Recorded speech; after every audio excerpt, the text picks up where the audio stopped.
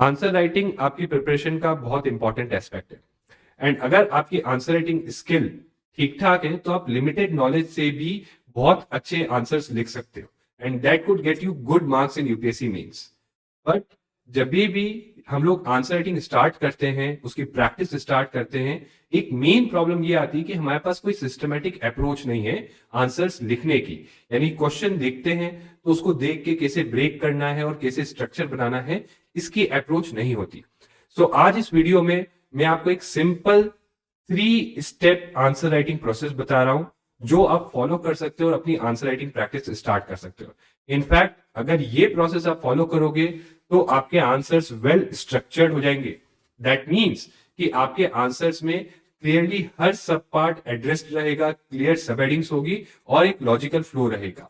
इसके साथ साथ आपके answers will be align to the demand of the question, यानी जो क्वेश्चन में पूछा गया है आप एग्जैक्टली उसी को एड्रेस करोगे। एंड लास्टली, अगर आप ये स्ट्रेटजी फॉलो करते हो या ये प्रोसेस फॉलो करते हो, this will make your answers content rich. Now इसका मतलब ये नहीं होगा कि जो चीज नहीं पढ़ी है वो आ जाएगी। इट सिंपली मीन्स दैट कि कई बार ऐसा होता है ना कि आप क्वेश्चन देखते हो, आंसर लिखने बैठते हो तो काफी चीजें याद नहीं आती, बट जब मॉडल आंसर देखते हो या इवेलुएट होकर मिलता है तब आपको रियलाइज होता है कि ये चीजें आपको आती थी बट आंसर लिखते वक्त याद नहीं आई।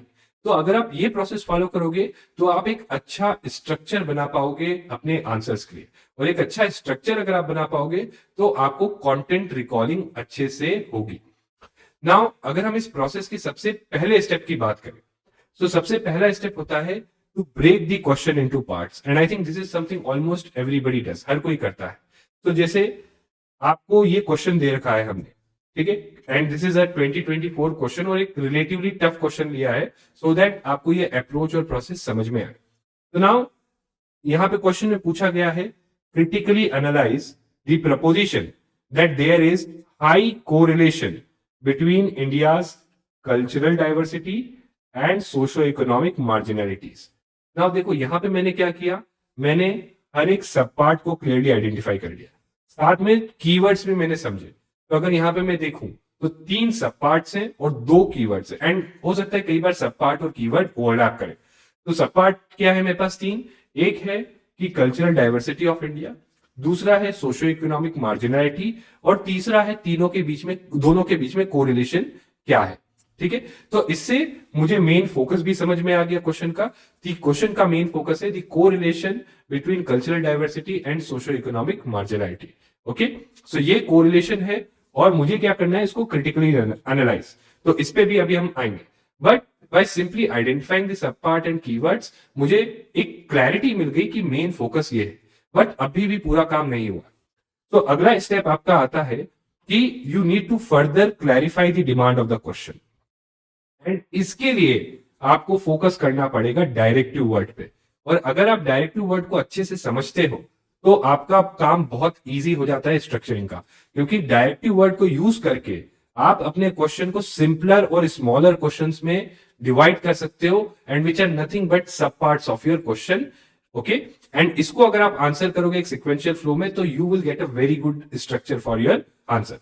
फॉर एग्जाम्पल, अब अगर यहीं पे हम देखें तो क्या बोला है, क्रिटिकली एनालाइज करना है इस प्रपोजिशन को कि जो कल्चरल डाइवर्सिटी है इंडिया की, राइट। सो इंडिया में कल्चरल डाइवर्सिटी एग्जिस्ट करती है, जैसे रिलीजियस डाइवर्सिटी है, ओके, लिंग्विस्टिक डाइवर्सिटी है, देन आपकी ट्राइबल आइडेंटिटी है, कास्ट सिस्टम है, ओके, रीजनल डाइवर्सिटी है। तो बहुत सारे फॉर्म्स में कल्चरल डाइवर्सिटी एग्जिस्ट करती है। एंड ये क्वेश्चन में जो प्रपोजिशन दे रखी है वो ये है कि इट इज स्ट्रांगली और highly, there is high correlation between this diversity and socio economic marginality. यानी अगर हम कल्चरल आइडेंटिटी की बात करें तो जैसे ट्राइबल्स एंड बैकवर्ड कास्ट है, जनरली दे आर पुअर और upper caste are rich, right. So it is saying that there is a ये स्टेटमेंट दिया गया, वेदर इट इज ट्रू और नॉट वो हमें क्रिटिकली एनालाइज करना है। सो सोशियो इकोनॉमिक मार्जिनलिटी मतलब जो रिच एंड पुअर का डिफरेंस या सोशल डिस्क्रिमिनेशन, ओके, या सोशल बैकवर्डनेस। तो एक तो इकोनॉमिक क्या हो गया, रिच और पुअर का डिफरेंस, और दूसरा एलिमेंट क्या हो गया, सोशल बैकवर्डनेस। सोशल बैकवर्डनेस किस फॉर्म में एग्जिस्ट करती है आपकी, social backwardness generally illiteracy, okay, poor health, इन फॉर्म्स में एग्जिस्ट करती है। देखो यहाँ पे मेरा पर्पस कंटेंट डिस्कस करना नहीं है, मेरा पर्पस इस क्वेश्चन को एज एन एग्जांपल लेके आपको समझाना है कि कैसे अप्रोच करना है। ऑब्वियसली अभी आपको लग रहा होगा कि it's quiet time taking, but ये सारा प्रोसेस अगर आप सफिशिएंट प्रैक्टिस करते हो आपके दिमाग में मेंटली होगा with in 1 to 1.5 minutes. So now again मैंने यहाँ पे क्या किया, फर्दर मेरे को पार्ट से समझ में आ गया था मेन फोकस क्या है, बट मैंने इसको फर्दर क्लैरिफाई किया कि कल्चरल डाइवर्सिटी में ये एलिमेंट्स है, सोशियो इकोनॉमिक डाइवर्सिटी में रिच और पुअर और सोशल बैकवर्डनेस इलिटरेसी। अब मुझे यही शो करना है सिंपली कि okay in some cases there is this correlation, ठीक है। कुछ केसेस में है कि जैसे फॉर एग्जांपल अगर आप कास्ट सिस्टम में देखें तो बैकवर्ड कास्ट सोशली बैकवर्ड है, दे आर इलिटरेट, कई बार उनके पास पुअर एक्सेस टू फैसिलिटीज है, right, you know significant of them are in poverty, जबकि अपर कास्ट के साइड में ऐसा नहीं है। Okay that is there, so this kind of correlation is there. या लिंग्विस्टिक अगर आप लो तो लिंग्विस्टिक में अगर आप देखो जो रीजनल लैंग्वेजेस बोलते हैं उनके पास नेचुरली इकोनॉमिक अपॉर्चुनिटीज कम है। जो रीजनल लैंग्वेजेस में जिन्होंने पढ़ाई की है उनके पास इकोनॉमिक अपॉर्चुनिटीज कम है, जबकि जिन्होंने इंग्लिश में पढ़ाई की है उनके पास इकोनॉमिक अपॉर्चुनिटीज ज्यादा है, और ये एक इकोनॉमिक डिफरेंस क्रिएट कर देता है, right. So again yes there is marginality, but remember हमारा डायरेक्टिव वर्ड क्या है, क्रिटिकली एनालाइज। तो अभी तक हमने क्या किया, हमने क्वेश्चन को जो पार्ट्स में ब्रेक किया था हमने पार्ट्स को फर्दर मेंटली क्लैरिफाई कर लिया। नाउ क्रिटिकली एनालाइज मतलब I have to see both the sides, right, मुझे दोनों साइड्स देखनी है। और दोनों साइड्स क्या हो गई कि yes okay where is the high correlation, where is high correlation, तो किन सिनेरियोज में, जो जैसे मैं अभी आपको एग्जांपल दे रहा था उन सिनेरियोज में the correlation between the diversity and your marginalities is high, but what is the other side? Other side is that there are areas jahan pe there is no correlation, okay, or correlation is weak, and in some cases cultural diversity marginalities ko reduce karti hai, it's an economic asset, so in some cases correlation is opposite, कि जैसे for example अगर हम cultural diversity की बात करें तो जैसे कुछ लोगों के हैंडीक्राफ्ट्स हैं, right, there is rich tradition of handicrafts, so handicrafts opens up opportunity and economic opportunity, right. Similarly cultural diversity promotes tourism, okay, so यहां पे हम देखते हैं कि cultural diversity क्या है, it's an something that is reducing the marginality। कुछ जगह हम देखते हैं the correlation is weak, for example urban areas में आप कास्ट डिस्क्रिमिनेशन इतना ज्यादा नहीं देखोगे जितना रूरल एरियाज में देखोगे, और ऐसा क्यों होता है। So now that brings me to the second element of my directive work. तो पहला एलिमेंट था क्रिटिकली का मतलब था मुझे दोनों साइड्स बतानी है। दूसरा एलिमेंट है एनालाइज, मतलब ओके कोरिलेशन है तो व्हाई एंड हाउ, क्यों है और कैसे ये कोरिलेशन एग्जिस्ट करता है। कोरिलेशन वीक है then why and how, correlation opposite है देन व्हाई एंड हाउ, और मैंने अभी आपको जो है वो एक्सप्लेन करके बता दिया। यानी क्रिटिकली मतलब I have to see both the sides, and analyse मतलब कि मुझे ये भी बताना पड़ेगा जहां कोरिलेशन है कैसे है। I have to show cause effect relationship, okay, cause effect that is why. So अगर कोरिलेशन है why is there this correlation, right, how does it exist, how does it manifest. Similarly अगर नहीं है या opposite है तो कैसे opposite है, ओके। सो मेरे सिंपल क्वेश्चंस क्या है, what are my simpler and smaller questions for this complicated question, right, वो है क्योंकि where does this correlation between cultural diversity and marginality is strong और high, where it does not exist और is weak, and where it is even opposite, ठीक है, that is there. And second element क्या है, in each of these areas मुझे ये बताना है कि okay why and how does it exist, okay, अगर स्ट्रॉन्ग कोरिलेशन है तो क्यों ऐसा है, अगर वीक है तो क्यों ऐसा है, राइट। बट एक और पार्ट यहां पे आता है, यहां पे अगला पार्ट ये आता है कि critically means you have to go in depth, right, and इसका मतलब मुझे ये भी बताना होगा यहां पे कि okay see cultural diversity is not the only factor, what are other factors of, और इनफैक्ट ये अदर फैक्टर्स ऑफ मार्जिनलाइजेशन ये भी बताना पड़ेगा, what are other factors of marginalisation. तो एक एलिमेंट ये भी हो गया मेरे आंसर का, what are other factors, okay. So now अब इतना सब कुछ ये सब see again I know you might be feeling कि भाई टाइम टेकिंग है, ओवरवेलमिंग है, but with sufficient amount of practice, trust me, अगर आपने 10 क्रिटिकली एनालाइज के क्वेश्चन ऐसे प्रैक्टिस कर लिए, पूरा आंसर भी नहीं लिखा, राइट। तो 11वें 12वें क्वेश्चन में ये पूरा का पूरा काम आपका 1-1.5 मिनट में 110% हो जाएगा। ओके, नाउ अब आ जाती है बात स्ट्रक्चरिंग की, यानी मुझे स्ट्रक्चरिंग में जो मेरी बॉडी होती है क्वेश्चन की, उसमें हर एक सब पार्ट के लिए क्लियरली कुछ ना कुछ हेडिंग होनी चाहिए। यानी okay, high correlation between, so again high correlation between cultural diversity and marginality. दूसरा कि देयर इज वीक कोरिलेशन और opposite correlation, right, between cultural diversity and marginality, right. चाहे तो इसको आप 2 हेडिंग बना सकते हो। एंड व्हाइल एक्सप्लेनिंग दीज, जब ये बताऊंगा तो एनालाइज है, तो मैं कोरिलेशन का कॉज इफेक्ट फैक्टर भी बताऊंगा, राइट, कि व्हाई और how this exist, why and how, क्योंकि एनालाइज है तो वो भी चीज मैं आंसर में इंक्लूड करूंगा। And other factors of marginalisation, ठीक है। तो अदर फैक्टर्स ये हो गए lack of economic opportunities, lack of, जैसे Chhattisgarh and Jharkhand, okay, they are tribal states, but they are backward.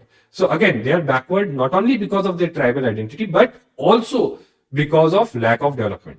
Northeast region, again because lack of connectivity, ठीक है।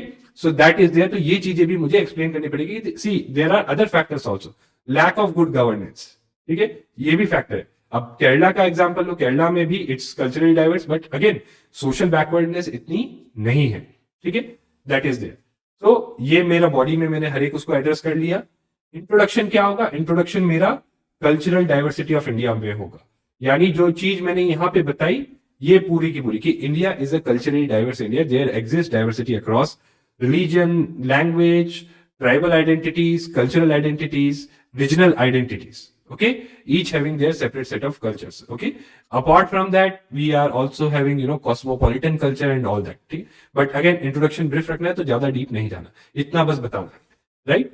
सो intro would be this, and फिर आपका मेन एस्पेक्ट पे आप आ जाओगे, क्योंकि सीधा आप यहाँ पे कोरिलेशन बताओगे। तो ये number 1, number 2, number 3, number 4, conclusion जब इतना सब कुछ कर लोगे तो ऑटोमेटिकली आपको समझ में आ गया होगा कि in India our strength lies in unity and diversity, and our cultural diversity is our strength. The existence of socio-economic marginalities across cultural diversity is not due to the cultural diversity itself, right? मतलब cultural diversity reason खुद से alone reason नहीं है, it is also because of other factors। और उसको address किया कैसे जा सकता है, वो एक लाइन में लिख दो।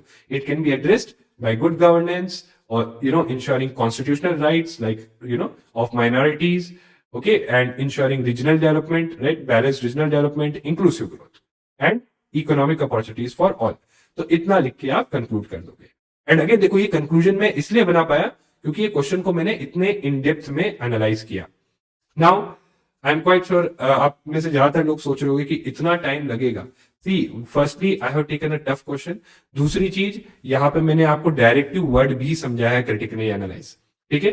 अगर आप 15-20 क्रिटिकली एनालाइज डायरेक्टिव वर्ड्स के क्वेश्चन को इस तरीके से, जो ये एक्सरसाइज मैंने आपके सामने अभी की है 10 मिनट की, अगर आप ये एक्सरसाइज करते हो तो ट्रस्ट मी, नेक्स्ट क्वेश्चंस में ये एक्सरसाइज बहुत जल्दी होने वाली है आपसे, ठीक है।